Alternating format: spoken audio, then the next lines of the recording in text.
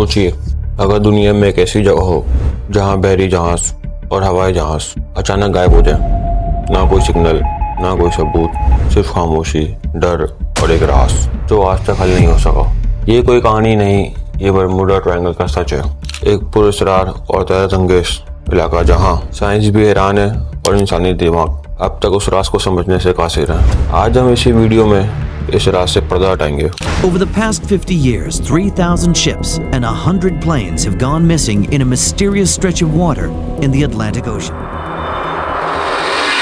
अस्सलाम वालेकुम, मैं हूं बासित अहमद और आप देख रहे हैं हमारा YouTube channel blog by Basit. Bermuda Triangle यानी Devil Triangle North Atlantic Ocean में वाक़या ये है। इसका एक कोना फ्लोरिडा के अटलांटिक साहिल पर है, दूसरा बरमूडा में और तीसरा ग्रेटर एंटाइल्स तक है। ये इलाका 5 लाख से 1.5 मिलियन स्क्वायर माइल तक के समंदर पर मुश्तमिल है। आज तक 50 से ज्यादा शिप्स और 20 एयरप्लेन्स यहाँ पुरस्कार तौर पर लापता हो चुके हैं। ये गुमशुदा जहाज सिर्फ फिजिकल तौर पर नहीं बल्कि हर तौर से गायब हो जाते हैं। कोई सिग्नल नहीं, कोई मेडिकॉल नहीं और कभी कभी तो रिकेश तक नहीं मिलता। दिसंबर 1945 यूएस नेवी के 5 बॉम्बर्स एक रूटीन ट्रेनिंग मिशन पर निकले। रडार सिस्टम से उनका राब्ता कट जाता है। रेस्क्यू मिशन भेजा जाता है लेकिन वो भी गायब हो जाता है। न फ्लाइट का पता चलता है, न क्रू का, न रेस्क्यू प्लेन का। वो 5 प्लेन ऐसे गायब हुए जैसे समंदर ने उन्हें निगल लिया हो, बिना किसी निशान, बिना किसी आखिरी पैगाम के। आखिर हुआ क्या, इसका हम आपको आगे चल के बताएंगे कि वजह क्या बनी। उससे पहले और क्रिस्टोफर कोलंबस भी इस रास्ते से गुजरता है और इस बारे में दुनिया को बताता है। 1942 में जब वो अपने तारीखी सफर पर निकलते हैं तो बरमूडा ट्रायंगल से गुजरते हैं। उस वक्त उनका कैंपस अचानक गलत रीडिंग देना शुरू कर देता है। कोलंबस ने लिखा कि उसने ग्रेटर फ्लेम ऑफ फायर देखा जो समंदर में गिरती है, शायद एक मेटेओर। और फिर 11 अक्टूबर की रात जब उसका लैंडफॉल सिर्फ एक दिन दूरी था, उसने आसमान में रोशनियों का एक और अजीब मंजर देखा। ये सब कुछ बरमूडा ट्रायंगल के इर्द गिर्द था और कोलंबस के बाद भी हजारों लोगों ने इस जगह में अजीब व गरीब हरकत वाक़यात फेस किए। यूएस साइक्लोप्स 1918 जो कि अमेरिकन नेवी का 542 फुट का ओल्ड शिप 309 क्रू के साथ बिना किसी एसओएस के डिसअपीयर हो गया। आज तक ना कोई क्लू मिला, ना कोई सर्वाइवर और ना कोई सिग्नल। इसी तरह द विशक्राफ्ट 1967 मियामी से कुछ ही डिस्टेंस पर याच ने कोस्ट गार्ड को कॉल किया। उनका कहना था कि बोट ने कुछ हिट किया है लेकिन वो डूब नहीं रही। कोस्ट गार्ड सिर्फ 19 मिनट्स में पहुंची है लेकिन वहाँ कोई बोट नहीं होती। वो याच उस वक्त काम वाटर में थी कि वो कहाँ गई। ये वाकया सिर्फ कहानियां नहीं, ये उस नेवी और कोस्ट गार्ड का ऑथेंटिक रिकॉर्ड है। लेकिन अब सबसे अहम सवाल, जहाज गए तो गए कहाँ? इसका जवाब जानते हैं साइंस से।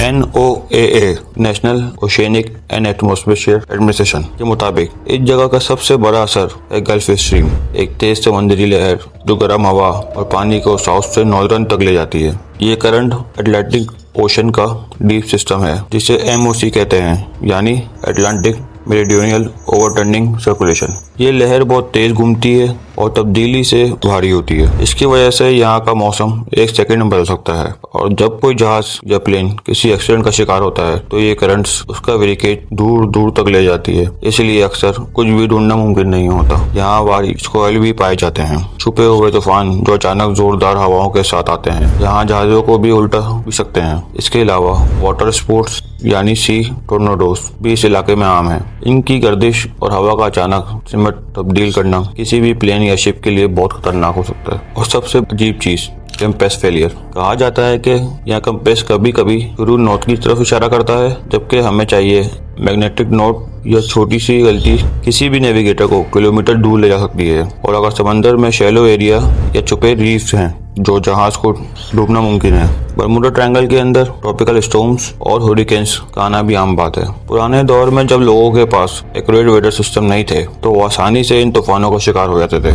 इसके अलावा कैरिबियन सी में बहुत से छोटे जहाज हैं जो पानी को शैलो बना देते हैं। ऐसे शैलो वाटर्स में नेविगेशन मुश्किल हो जाता है और अक्सर जहाज तीर से टकराकर डूब जाते हैं। लोगों का कहना है कि ये सब कुछ किसी सुपरनेचुरल ताकत, किसी एलियन फोर्स या दुनिया के किसी डायमेंशन की वजह से होता है। दुनिया भर के लोगों के पास कुछ और थ्योरीज भी हैं जो न सिर्फ पुरस्कार है बल्कि इंसानी सोच से बाहर है। टाइम ट्रेवल थ्योरी ये कहती है, कुछ लोग मानते हैं कि बरमूडा ट्रायंगल एक टाइम रैप है, एक ऐसी जगह जहाँ वक्त तेजी से उल्टा चल सकता है। कई लोगों के मुताबिक उन्हें इस इलाके में वक्त का रफ्तार बदलते देखा है। जैसे एक पायलट ब्रूस गुर्डन, जिन्होंने कहा कि उनका प्लेन कुछ ही मिनट्स में 100 माइल्स कवर कर गया और उनके मुताबिक उनका रडार डिसअपीयर हो गया था। एलियन अबडक्शन की थ्योरी। कई यूएफओ थ्योरीज का कहना है कि यह एलियन एक्टिविटीज देखी गई है। अक्सर यूएफओ साइटिंग और लाइट एनोमाइल्स का रिकॉर्ड भी मिलता है। क्या ये मुमकिन है कि एलियन यानी इंसानों का सफर का रिकॉर्ड ले रहे हों, या शायद ये उनका एक हिडन बेस हो। Atlantic theory. और कुछ लोग तो ये भी कहते हैं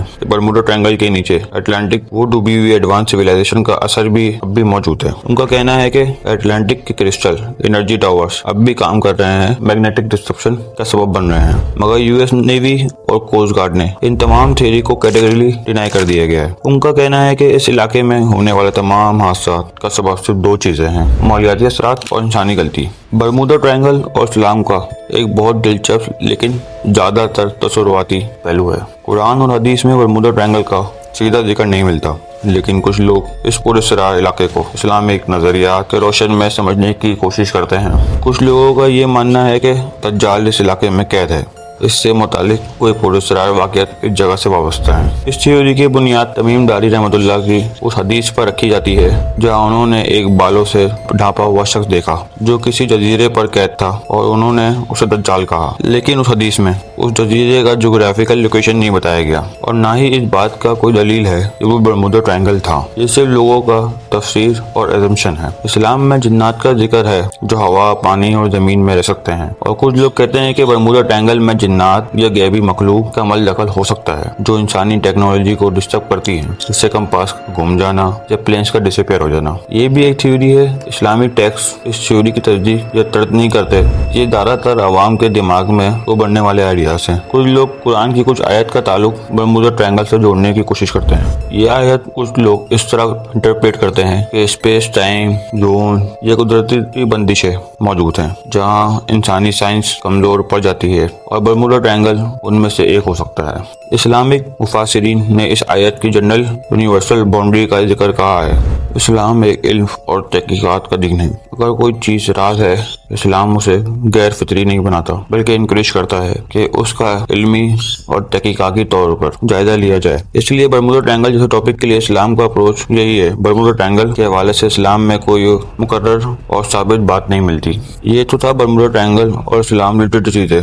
पहली मर्तबा इस इलाके का जिक्र हमें 19वीं सदी के दरमियान मिलता है। कुछ जहाजों का रिकॉर्ड मिलते हैं जो बिल्कुल खाली मिले, न क्रू में न सामान, सिर्फ एक खामोश हलचल। लेकिन जो वाकया इस राज को सबसे ज्यादा मशहूर बनाता है वो है फ्लाइट 19 का डिसअपीयर होना। बर्मुडा ट्रायंगल सिर्फ एक जगह नहीं, ये एक साइकोलॉजिकल इफेक्ट भी है। अक्सर लोग कहते हैं जब वो इस इलाके के पास जाते हैं तो उन्हें बेआरामी महसूस होती है। कई पायलट ने बताया कि उनका सेंस ऑफ डायरेक्शन डिस्टर्ब हो जाता है, उन्हें समझ नहीं आता कि वो किस डायरेक्शन में है। कुछ स्कूबा डाइवर्स ने ये भी रिपोर्ट किया है समंदर के अंदर कुछ ऐसे मैग्नेटिक पल्स महसूस होते हैं जो उनके कैंपस या इक्विपमेंट को डिस्टर्ब करते हैं, जैसे कोई इनविजिबल वेव उनको अफेक्ट कर रही हो। क्या ये सिर्फ पैरानोइया है या सिर्फ इसी जगह की कोई एनर्जी है जो इंसानी जहन पर असर करती है? इसलिए जब हम बर्मुडा ट्रायंगल का नाम सुनते हैं तो एक ठंडी सी लहर जिस्म से गुजर जाती है। ये एक अनसॉल्व मिस्ट्री, एक भी चेंज कर देने वाला सुकून और एक राज जो कभी पूरी तरह समझ ना सके। और आखिर